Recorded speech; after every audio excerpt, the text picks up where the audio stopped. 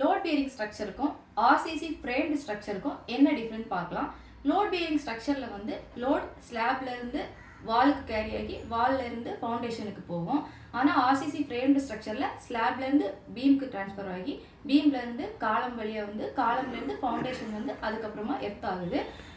Load bearing ஸ்ட்ரக்சரில் வந்து Waals நம்ம ப்ராப்பராக 9 inch வால்ஸ் வந்து அரேஞ்ச்மெண்ட் வந்து ப்ராப்பராக கன்ஸ்ட்ரக்ட் பண்ணியிருக்கணும்.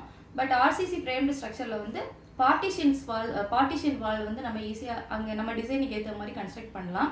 லோட் பியரிங் ஸ்ட்ரக்சரில் வந்து 3rd ஃப்ளோர் வரைக்கும் பண்ணலாம். ஆர்சிசி ஃப்ரேம்டு ஸ்ட்ரக்சரில் எவ்வளோ ஃப்ளோர் வேணாலும் நம்ம பண்ணிக்கலாம். லோட் பியரிங் ஸ்ட்ரக்சரில் வந்து ஹார்டான ஸ்ட்ரெயிட்டமில் தான் நம்ம பண்ண முடியும், கன்ஸ்ட்ரக்ட் பண்ண முடியும். ஆர்சிசி ஃப்ரேம்டு ஸ்ட்ரக்சரில் வந்து எந்த சாயிலில் வேணாலும் நம்ம பண்ணலாம். Clay soil, silty, sandy, red soil, இந்த மாதிரி எந்த சாயிலில் வேணாலும் பண்ணிக்கலாம்.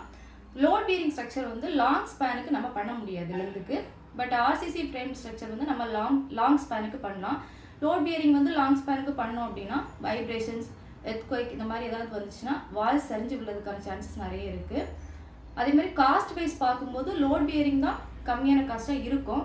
பட் நீங்கள் வந்து ஃப்ளோர்ஸ் 3rd ஃப்ளோர் வரைக்கும் போதும், அதுக்கு மேலே வேணாம் அப்படின்னா லோட் பியரிங் ஸ்ட்ரக்சர் கன்ஸ்ட்ரக்ட் பண்ணலாம். இல்லை ஃப்யூச்சரில் 3rd ஃப்ளோருக்கு மேலேயும் எனக்கு கன்ஸ்ட்ரக்ஷன் பண்ணணும் அப்படின்னு பில்டிங் கன்ஸ்ட்ரக்ட் பண்ணணும் அப்படின்னா கண்டிப்பாக நீங்கள் ஃப்ரேம்டு ஸ்ட்ரக்சர் போகலாம்.